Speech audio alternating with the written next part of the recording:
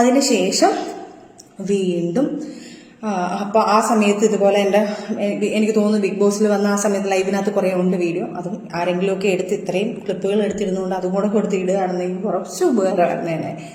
അന്നും ഇതുപോലെ മോഹങ്ങളെല്ലാം പാടുകളൊക്കെ വരുത്തി വയ്യാണ്ടായിട്ടാണ് ഞാൻ ബിഗ് ബോസിൻ്റെ അതിൽ വന്ന് ആ ലൈവിൽ വരുന്നതും. അപ്പോൾ എല്ലാവരും ലൈവിൽ തന്നെ ചോദിക്കുന്നുണ്ട് ഫിറോസ് അടിച്ചതാണോ എന്താണെന്നൊക്കെ ചോദിക്കുന്നുണ്ട്. അപ്പം ഞാൻ പറഞ്ഞില്ല മറിഞ്ഞ് വീണതാ, സ്റ്റെപ്പിൽ നിന്ന് മറിഞ്ഞ് വീണതാന്നൊക്കെ പറയുന്നു. അങ്ങനെ പ്രശ്നങ്ങൾ രൂക്ഷമാക്കിക്കൊണ്ടിരിക്കുക. കാരണം എനിക്ക് അതിനകത്ത് മെയിൻ രൂക്ഷമാകാൻ കാരണം ഞാനിത് വേണ്ട എന്ന് പൂർണ്ണമായിട്ട് വെക്കാൻ കാരണം ബിഗ് ബോസിൽ നിന്ന് വരുന്ന സമയത്ത് നമുക്കൊക്കെ അറിയാം, ബിഗ് ബോസിൽ പോയ ആൾക്കാർക്കറിയാം, നമ്മളൊരു മൂന്നാഴ്ചത്തെ പേയ്മെൻറ്റ് ആദ്യമേ നമ്മൾ അക്കൗണ്ടിൽ വീഴും. അപ്പം ഞാൻ എൻ്റെ അക്കൗണ്ട് എടുത്ത് എൻ്റെ ഉമ്മയുടെ കൈ കൊടുത്തിട്ടാണ് പോയത്. കാരണം ചിലവിന് എന്തെങ്കിലും കൊടുക്കട്ടെ. ആ സമയത്ത് ഞാൻ കുറച്ച് സ്ട്രോങ് ആയി വന്നു. ഞാൻ കുറച്ച് എൻ്റെ ഉമ്മയുടെ ചിലവിന് പിള്ളേർക്ക് ചിലവിന് കൊടുക്കാൻ വേണ്ടി കൊടുക്കും കാര്യങ്ങളെല്ലാം ചെയ്യുന്നുണ്ട്. അങ്ങനെ ഞാൻ എൻ്റെ ATM എടുത്ത് ഉമ്മയുടെ കൊടുത്തിട്ടാണ് പോകുന്നത്. എന്തെങ്കിലും ആവശ്യമുണ്ടെങ്കിൽ വീട്ടിൽ കാര്യങ്ങൾ എന്തെങ്കിലും ഉണ്ടെങ്കിൽ ചെയ്യണേ, എന്തെങ്കിലുമൊക്കെ ഉണ്ടെങ്കിൽ ഇതിനകത്ത് നിന്ന് പൈസ വരുമ്പോൾ നിങ്ങൾ എടുക്കുമെന്ന് പറഞ്ഞുകൊണ്ട് ഞാൻ കൊടുത്തു. ഞാൻ പറഞ്ഞുകൊണ്ട് അത്യാവശ്യം എല്ലാ കാര്യങ്ങളും ചെയ്യണം. കാരണം രണ്ട് കുഞ്ഞുങ്ങൾ അവിടെ നിൽക്കുന്നു. ഇപ്പോൾ ഒരു കുഞ്ഞ് മാത്രമല്ല 2 കുഞ്ഞുങ്ങളും അവിടെ നിൽക്കുന്നത് എന്ന് പറഞ്ഞ് ഞാൻ കൊടുത്തിട്ട് പോയ സാധനം തിരിച്ചു വന്നപ്പോൾ ഒരു 10,000, 20,000, 25,000, 30,000 എന്നാണ്ട് കറക്റ്റ് 30,000 രൂപയ്ക്കകത്ത് എന്നാണ്ട് ഈ അക്കൗണ്ടിൽ നിന്ന് പൈസ പോയിട്ടുണ്ട്. അത് തക്കതായ കറക്റ്റ് തെളിവ് എൻ്റെ വീട്ടുകാർ പറയുന്നുണ്ട്. ബിഗ് ബോസിൽ നിന്ന സമയത്ത് ഞങ്ങൾക്ക് ഡ്രസ്സ് അയച്ചു തരണമെന്ന് പറഞ്ഞു. ഇവർക്ക് ആ സമയത്ത് കൊളാബും കാര്യങ്ങളോ അങ്ങനെ ഒന്നും അറിയത്തില്ല, എവിടെ നിന്ന് എടുക്കണമെന്ന് അറിയത്തില്ല, എന്ത് ചെയ്യണമെന്ന് പറഞ്ഞൂടെ. പെട്ടെന്ന് ഒരു ഡ്രസ്സ് ഞങ്ങൾ കൊണ്ടുപോയത് ഞങ്ങൾക്ക് ഇന്ന ഫംഗ്ഷൻ ഇടണമെന്ന് പറഞ്ഞപ്പോൾ ഇവർ തന്നെ ഏതൊക്കെയോ കടയിൽ നിന്ന് പോയി സാധനങ്ങൾ മേടിച്ചു. കാരണം അവിടെ നിൽക്കുകയല്ലേ, പൈസ കൊടുക്കുന്നതും ഇതിനകത്ത് മെസ്സേജ്. ഞാൻ പറഞ്ഞു എന്ത് ആവശ്യമുണ്ടെങ്കിൽ ഇതിനകത്ത് എടുത്തോളം പറഞ്ഞു. അപ്പോൾ എൻ്റെ അക്കൗണ്ടിൽ നിന്ന് ഒരു 30,000 രൂപ ചിലവിനായിട്ട് ഒരു 10, 15 രൂപ പോയിട്ടുണ്ട്. ഡ്രസ്സിനും കുറച്ച് പൈസ ഇളത്തിട്ടുണ്ട്. അതും പറഞ്ഞ് ഫിറോസ് അങ്ങ് ടോർച്ചറിങ് തുടങ്ങി. നിന്റെ വീട്ടുകാരെടുത്ത് നശിപ്പിച്ചു, നിന്റെ വീട്ടുകാർക്ക് നിന്റെ മൂക്ക് മറ്റേത് മറിച്ചതെന്ന് പറഞ്ഞ് എനിക്ക് ടോർച്ചറിങ് തരാൻ തുടങ്ങി. എന്നിട്ടും ഞാനിതെല്ലാം കഴിഞ്ഞ് ഞാൻ ഈ പൈസയൊക്കെ കൊടുത്തു. ഈ സമയത്ത് നമുക്ക് മെൻ്റലി കുറച്ച് ഞങ്ങൾ ഭയങ്കര പ്രശ്നമാണ്. ഞങ്ങൾ തമ്മിൽ പിരിഞ്ഞു നിൽക്കുന്നു. പോട്ടെ, ഞാൻ ഓർത്ത് കുഞ്ഞിന് വേണ്ടി പിന്നെയും സഹിക്കാം. പ്രോഗ്രാം വരുന്നു, ഞാൻ സീരിയലിൽ ചേർന്നു. സീരിയലിൽ കയറുമ്പോൾ എൻ്റെ കൂടെ വർക്ക് ചെയ്യുന്ന ആൾക്കാർ സീരിയലിൽ തന്നെ ഇപ്പം സീരിയലിൽ എൻ്റെ കൂടെ നിൽക്കുന്ന ടീമിനെല്ലാം മനസ്സിലാവും. ഇഷ്ടം മാത്രമല്ല പ്രണയകരണം എന്നുള്ള പറഞ്ഞ സീരിയൽ അവരുടെ എല്ലാവർക്കും അറിയാം, അവർക്കൊക്കെ അറിയാം. ഈ പുള്ളിക്കാരൻ വന്ന് എൻ്റെ കൂടെ ഇരിക്കും. സംശയമാണ് പുള്ളിക്കാരൻ ചെയ്യുന്നതോ പോരട്ടെ, എന്നെ സംശയമാണ്. ഓക്കെ, കുഴപ്പമില്ല, എനിക്ക് ഭയങ്കര സന്തോഷം. അപ്പോൾ ഞാൻ പറയും ലിക്ക എന്നെ ഭയങ്കര കാര്യം അതുകൊണ്ടാണ് എൻ്റെ കൂടെ വന്നിരുന്നു. അവിടെ ഇരുന്ന് ഞങ്ങളുടെ കൂടെ അപ്പോഴും എനിക്ക് നാണക്കേടാ. പുള്ളി ഒരു ആർട്ടിസ്റ്റ് അല്ലേ, ഇവിടെ വന്ന് നിൽക്കുമ്പോഴത്തേക്ക് പുള്ളിയല്ലേ അളക്കുന്നത്. അങ്ങനെ കുറച്ച് സംസാരങ്ങൾ അവിടെ നടന്നു. അപ്പോൾ ഞാൻ പറയുമ്പോൾ പുള്ളി പറയും നീ അവനോട് മറ്റൊന്നുണ്ടാക്കാൻ വേണ്ടിയിട്ടില്ലേ, നീ ഇവനോട് ഇതുണ്ടാക്കാൻ വേണ്ടിയിട്ടില്ലേ, അങ്ങനെ നീ ഉണ്ടാക്കണ്ട. അപ്പം ഞാൻ പറയും ഞാനല്ല ഫിറോസ്ക്ക് ഇതൊന്നും ചെയ്തിട്ടുള്ളത്, നിങ്ങളാണ് ഇതെല്ലാം ചെയ്തിട്ടുള്ളത്, നിങ്ങൾ എന്നെ തലയിലാക്കരുതെന്ന് പറഞ്ഞു അവിടുന്ന് വഴക്കിൽ തുടങ്ങി. പിന്നെ ഞാൻ എൻ്റെ വീട്ടിൽ ഈ കാര്യങ്ങളൊക്കെ പറഞ്ഞു. എനിക്ക് സമാധാനമില്ല. അങ്ങനെ ലാസ്റ്റ് നമ്മൾ ഡിവോഴ്സിലാവാന്നുള്ള തീരുമാനമെത്തി. അങ്ങനെ നമ്മൾ പിരിഞ്ഞു നിന്നു.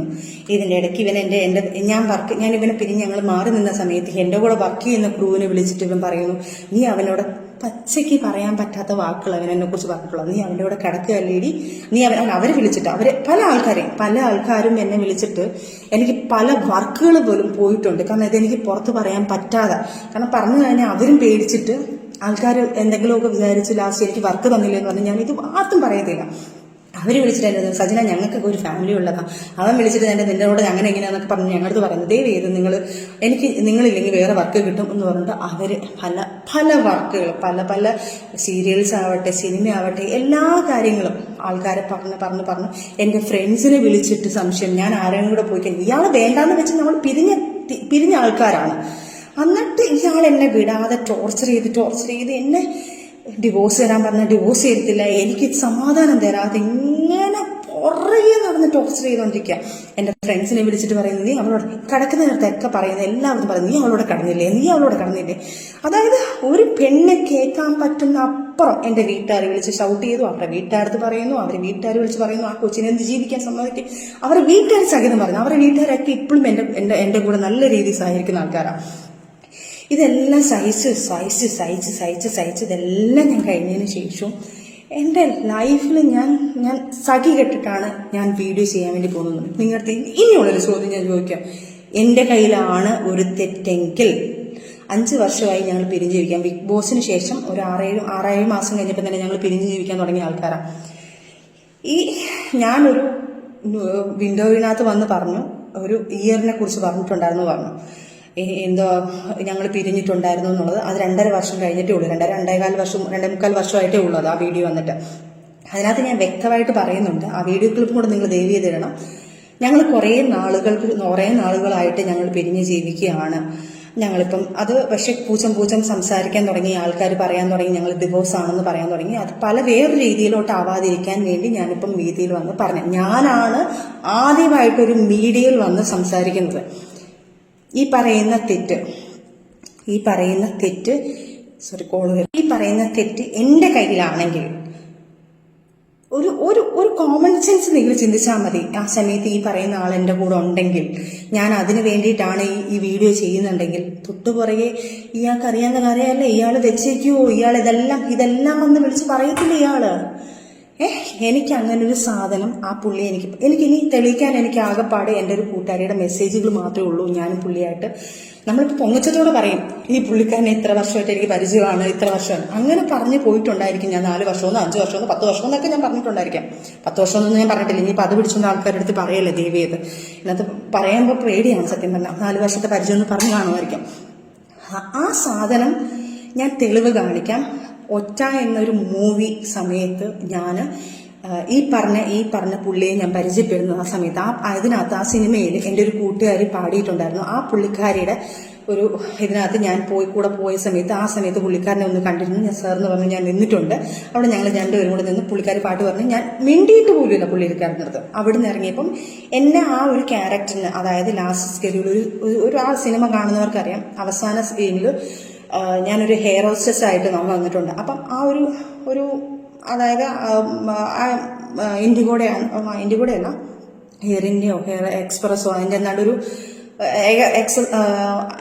എയർ ഹോസ്റ്റസ് ആയിട്ട് ചെയ്യാനായിരുന്നു. അപ്പം അതിന് വേണ്ടിയിട്ട് എന്നെ വിളിക്കുന്നത് കോണ്ടാക്ട് ചെയ്യുന്നത് അവൾക്ക് മെസ്സേജായിട്ട്, അവളുടെ കയ്യിൽ ആ സ്ക്രീൻഷോട്ട് ഉണ്ട്. അത് ഞാൻ നിങ്ങൾക്ക്, അവൾ നാട്ടിൽ വരട്ടെ, നാട്ടിൽ വന്ന ഉടനെ അതിൻ്റെ സ്ക്രീൻഷോട്ടും ഡേറ്റും എല്ലാം ഞാൻ കാണിച്ചു തരാം, ആ ഇയർ കാണിച്ചു തരാം. അന്നേരം പുള്ളി ചോദിക്കുന്നു, ആ കൂടെ വന്ന കുട്ടിക്ക് അഭിനയിക്കാൻ താല്പര്യമുണ്ടോ, ഇങ്ങനെ ഉണ്ടെങ്കിൽ ഈ ഒരു ക്യാരക്ടർ ചെയ്യാൻ താല്പര്യമുണ്ടെന്ന് പറയുന്നു.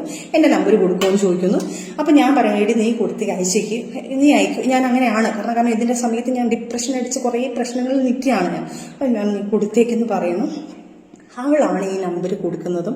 ആ സിനിമയുടെ സമയത്താണ് ഞാൻ പുള്ളിയെടുത്തൊന്ന് സാറിന് വിളിച്ച് സംസാരിക്കുന്നത്. അതിനുശേഷം ലൈഫിലുണ്ടായ പ്രശ്നങ്ങളോട് നല്ല ഫ്രണ്ട്ഷിപ്പായി.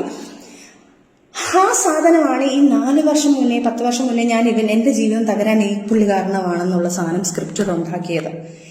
എനിക്ക് വയ്യ, ദയവ് ചെയ്ത് ഈ പ്രശ്നങ്ങളും കൂടെ ആ മനുഷ്യൻ, നമ്മളൊരു ഹെൽപ്പ് ചെയ്യുന്ന ഒരു മനുഷ്യൻ, നമ്മൾ ഒരു ബാക്ക്ബോണായിട്ട് നിൽക്കുന്ന ഒരാളിനെ വലിച്ച് കീറി കൊന്ന് ഇത്രയും ഒരു നികിഷ്ടമാക്കി വെച്ചത്, പ്ലീസ് അങ്ങനെയുള്ള കാര്യങ്ങൾ പറയരുത്. ശരിയാ, എൻ്റെ കയ്യിൽ നിന്ന് കുറേ തെറ്റുകൾ പറ്റിയിട്ടുണ്ട്. ഞാൻ തെറ്റ് പറ്റിയിട്ടില്ലെന്ന് പറയുന്നില്ല. ഞാനും ഒരു വീഡിയോ ഒക്കെ ഇട്ട് നമ്മൾ കുറച്ച് സാധനങ്ങളൊക്കെ ഇട്ടതിൽ അതിനാണ് ഇത് വിവാദമായെന്ന് പറയുന്നു. പക്ഷേ അതിനു മുന്നേ എന്നെ ഇതിങ്ങനെ ഇയാൾ പീഡിപ്പിക്കാൻ തുടങ്ങിയിട്ടുണ്ടല്ലോ.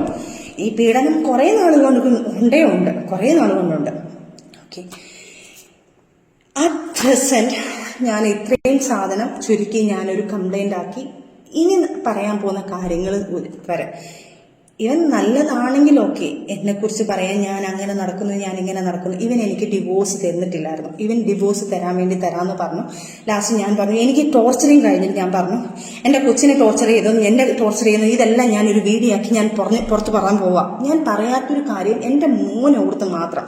ഇത് കുഞ്ഞുങ്ങൾക്ക് ഭയങ്കര ബാധിക്കും, ഈ കുഞ്ഞുങ്ങൾക്ക് ബാധിക്കും എന്ന് പറഞ്ഞുകൊണ്ടാണ് ഞാൻ ഇത്രയും നാൾ അയാൾക്ക്, കാരണം ഞാൻ പറയാൻ ഇയാളെക്കുറിച്ചുള്ള കുറ്റങ്ങൾ ഞാൻ വെളി വന്ന് പറയാത്തത്, ഞങ്ങൾ ഈ പിരിഞ്ഞു എന്നുള്ളത് പറയാത്ത കാരണം, ഞങ്ങൾ ഇന്ന കാരണമാണെന്ന് ഞാൻ പറയാത്തൊരു കാരണം, അവനും അവൻ്റെ പപ്പായ നാളെ സ്കൂളിൽ വരുമ്പം അവൻ്റെ പപ്പ കാണാൻ വരുന്നു. അവനോട് ഞാനൊന്നും പറഞ്ഞിട്ടില്ല, എൻ്റെ കുഞ്ഞിന് പപ്പ എന്ന് പറഞ്ഞ ജീവന. അപ്പം ഈ കുഞ്ഞിനെ പപ്പ കൊണ്ടാക്കാൻ പോകുമ്പോൾ, എടാ നിന്റെ പപ്പ ഇന്നാണ് കല്യാടാ എന്ന് പറയരുത് എന്ന് പറഞ്ഞ് പേടിച്ചിട്ടാണ് ഞാൻ ഇതൊന്നും വെളിയിൽ പറയാതെ ക്ഷമിച്ച് ഇത്രയോ ആയത്. പക്ഷേ അപ്പോഴും ഞാൻ അവൻ്റെ പപ്പ നല്ലതാണെന്ന് അറിയിപ്പിക്കാൻ വേണ്ടി ഞങ്ങൾ മ്യൂച്വലായിട്ട് എടുത്ത തീരുമാനമാണെന്ന് പറഞ്ഞ് ഞാൻ അതൊന്ന് സോൾവ് ചെയ്യുന്നു. കാരണം പുള്ളിക്കാരന് പറഞ്ഞേ പറ്റത്തുള്ളൂ വന്ന ചാനലിൽ. പുള്ളിക്കാരൻ എന്തെങ്കിലും മിണ്ടിക്കാൻ ഞാൻ ഈ കാര്യങ്ങളൊക്കെ എടുത്തു കൊടുക്കുന്നു. പുള്ളിക്കാരൻ അറിയാം, അല്ലാതെ സ്നേഹം കൊണ്ടോ പേടിച്ചിട്ടോ ഒന്നും, അല്ലാതെ ഇതുകൊണ്ടൊന്നും ബഹുമാനം കൊണ്ടൊന്നും അല്ല പുള്ളിക്കാരൻ അത് പറഞ്ഞത്. പുള്ളിക്കാരൻ എന്തെങ്കിലും പറഞ്ഞാൽ ഞാൻ ഇതെല്ലാം എടുത്ത് വെളിയിലിടുന്നു, പുള്ളിക്കാരൻ അറിയാം. അപ്പോൾ ഈ കാര്യങ്ങളൊക്കെ വന്നു, ഈ സാധനങ്ങൾ, അതുകൊണ്ടാണ് ഞാൻ ആ സമയത്ത് ഇതൊന്നും പറയാഞ്ഞത്. എന്നിട്ടും ഞാൻ സഹിച്ച് എല്ലാം പോട്ടെ എന്ന് പറഞ്ഞ് പ്രശ്നങ്ങളെല്ലാം പോട്ടെ എന്ന് പറഞ്ഞു നിന്നു. ലാസ്റ്റ് ഡിവോഴ്സ് തരാൻ പറഞ്ഞപ്പം ഇവൻ ഒരു വിധത്തിൽ ഡിവോഴ്സ് തരുന്നില്ല. ലാസ്റ്റ് ഞാൻ പറഞ്ഞു, ഞാനിതെല്ലാം വെളിയിൽ വന്ന് പറയും, എനിക്ക് ഡിവോഴ്സ് വേണം. കാരണം ഇതിനകത്തൊന്നും എനിക്കൊരു ഫ്രീഡം വേണം. എന്നെ ഇങ്ങനെ ടോർച്ചർ ചെയ്ത് നമ്മളെ ഇങ്ങനെ അങ്ങോട്ടും വിടുന്നില്ല ഇങ്ങോട്ടും വിടുന്നില്ല. വർക്കിന് പോകുമ്പോൾ എൻ്റെ ഭാര്യ എന്നുള്ള രീതിയിൽ എൻ്റെ ഭാര്യയുടെ നീ കിടക്കുന്ന വാക്കൊഴിക്കാതെ ഇവന് വേറൊരു വാക്കില്ല. എല്ലാവരെയും വിളിച്ച് ഭീഷണിപ്പെടുത്തി, എല്ലാവരെയും വിളിച്ച് വലിയ വലിയ പ്രമുഖമായ ആൾക്കാരെ വിളിച്ച് വരെ ഇവൻ ഭീഷണിപ്പെടുത്തിയിട്ടുണ്ട്. നീ അങ്ങനെയാടാ, നീ അവൻ്റെ കൂടെ കിടന്നില്ലേ, എനിക്ക് വരുന്ന വർക്ക് എവൻ എങ്ങനെയെങ്കിലും പറഞ്ഞ് അവരെ വിളിച്ച് ഭീഷണിപ്പെടുത്തും.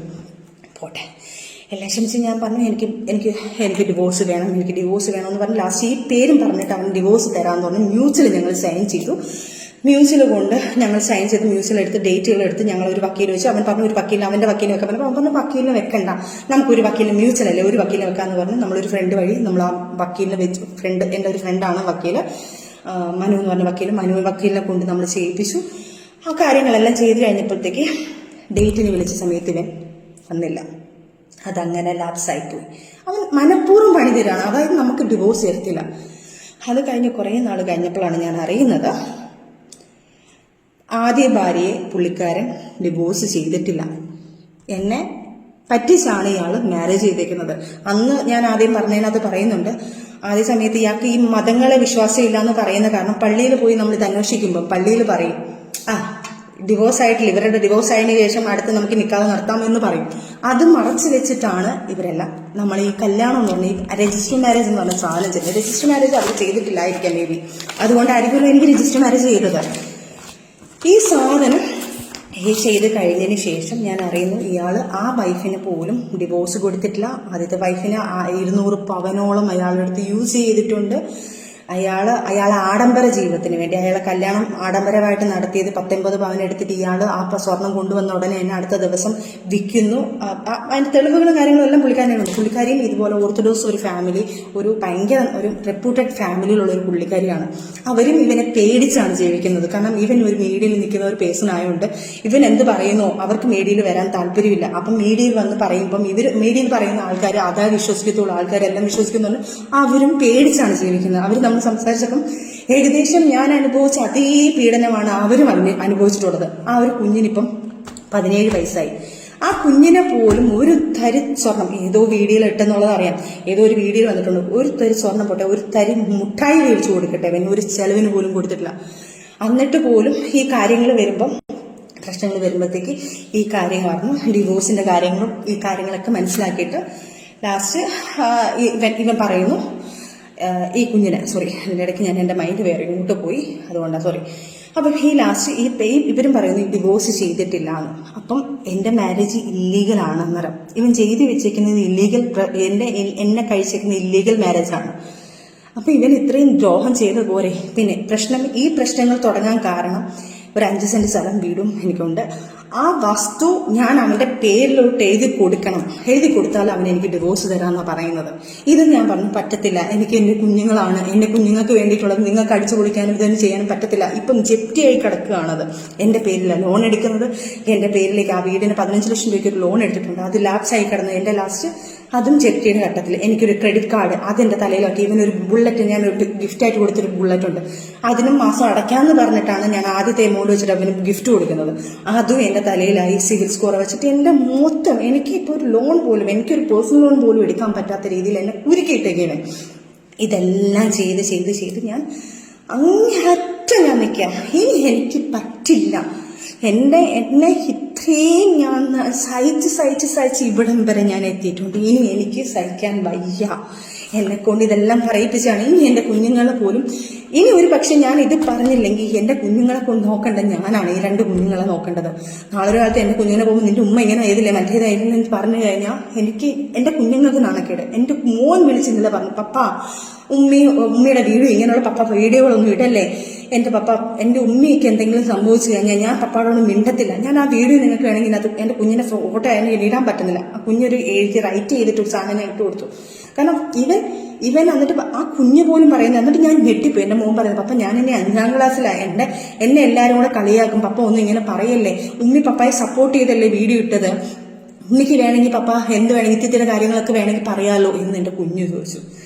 എന്നിട്ട് പോലും ഇവൻ വീണ്ടും ഈ ആക്ഷൻ വീഡിയോ കാണിച്ചു. ആക്ഷൻ വീഡിയോ ആദ്യം കാണിക്കാൻ ഫിറോസ് ഖാനെ ഞാൻ ആക്ഷൻ അല്ല കാണിച്ചത്, ഞാൻ നിയമത്തിനാണോ പോയിരിക്കുന്നത്. എൻ്റെ കയ്യിൽ തെറ്റുണ്ടെങ്കിൽ ഞാൻ നിയമത്തിനോട് പോകത്തില്ല. എൻ്റെ തെറ്റുണ്ടെങ്കിൽ ഞാൻ ആദ്യമായിട്ട് ഒരു വീഡിയോ ഇതുപോലൊരു കാര്യത്തിൽ എടുത്തില്ല.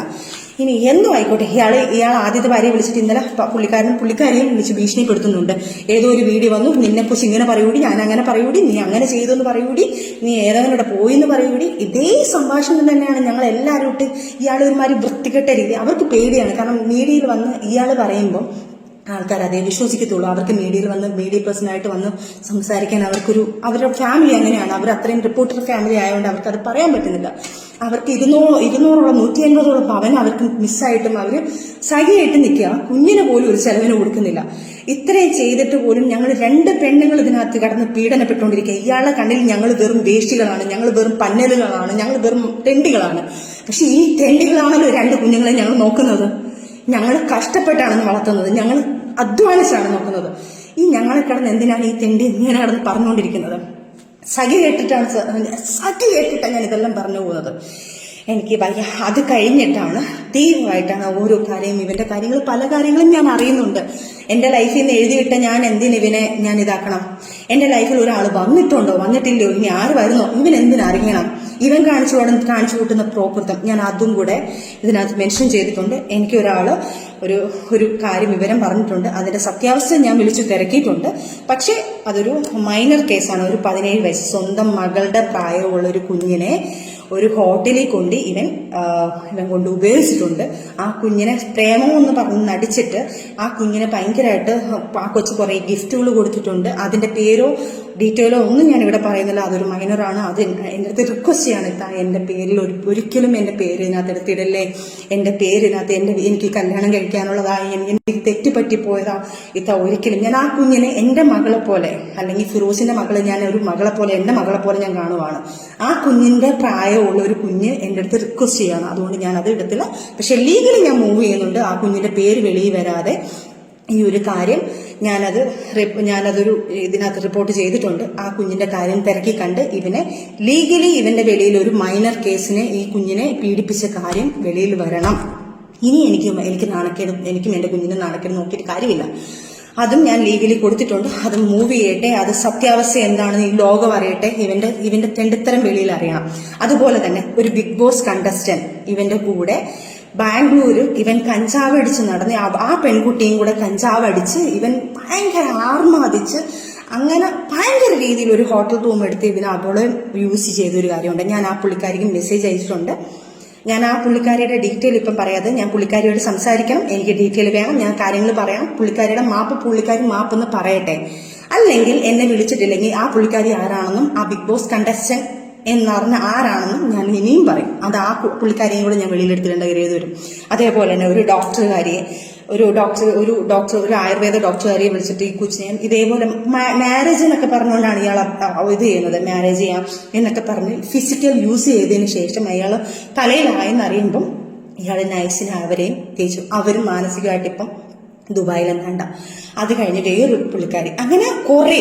അതേപോലെ തന്നെ നിങ്ങൾക്കറിയാന്ന് പറഞ്ഞിട്ട് ഷിയാസിന്റെ ഒരു കേസിൽ ഒരു സംഭവം നടക്കണ്ടായിരുന്നല്ലോ ഒരു പുള്ളിക്കാരിയുടെ. ആ പുള്ളിക്കാരിയായിട്ട് ഇയാളും ഭയങ്കര അഫെയർ ആയിരുന്നു. അതും ഞാൻ കണ്ടുപിടിച്ചിട്ടുള്ളതാണ്. ആ കഥയിലുള്ള സാധനം തന്നെയാണ്. ആ പുള്ളിക്കാരി ഇതുപോലെ തന്നെയാണ് ഈ കാര്യങ്ങളൊക്കെ വന്നിട്ടുണ്ട്. അങ്ങനെ ഒരു കിൻഡിൽ പെണ്ണുങ്ങളുമായിട്ട് ഇയാള് ഫിസിക്കൽ റിലേഷൻഷിപ്പിലായി. അയാള് ചതിച്ചു പോയ ആഫ്റ്റർ ഞങ്ങള് മാറി നിന്നതിന് ശേഷം ഇപ്പം വരെ ഞങ്ങൾ ഡിവോഴ്സ് ആയിട്ടില്ല. ഡിവോഴ്സ് ആവാനുള്ള കാരണം ഇയാൾ എനിക്ക് ഡിവോഴ്സ് തരുന്നതുമില്ല. ഇപ്പോൾ ഇല്ലീഗൽ മാരേജ് ആണ് ഇയാൾ എന്നെ ചെയ്തേക്കുന്നത്. അതെല്ലാം നിയമങ്ങളായിട്ട് നടക്കട്ടെ കാര്യങ്ങളെല്ലാം. അപ്പം ഇതുവരെ നടന്ന കാര്യങ്ങൾ, ഈ ബാക്കിയുള്ള കാര്യങ്ങളൊക്കെ ഞാൻ പുറകെ വരുന്നുണ്ട്. ഇയാൾ പല ആൾക്കാരെയും വിളിച്ച് പൈസ ചോദിച്ച് ഭീഷണിപ്പെടുത്തുന്നുണ്ടെന്ന് ഞാൻ അറിയുന്നുണ്ട്. അപ്പം ഭീഷണിയാണ് ഇയാളുള്ളത്. ഇയാൾക്ക് പണത്തിന് വേണ്ടിയിട്ടാണ് ചെയ്തത്. അതേപോലെ തന്നെ ഇയാളുടെ കൂടെ നിൽക്കുന്ന ഒരു മീഡിയക്കാരനാണ്. ആ മീഡിയക്കാരന്റെ പേര് ഞാനിപ്പോൾ പറയുന്നില്ല. എന്റെ ഇത് വെച്ചിട്ടാണ് ഞാൻ പറയാത്തത്.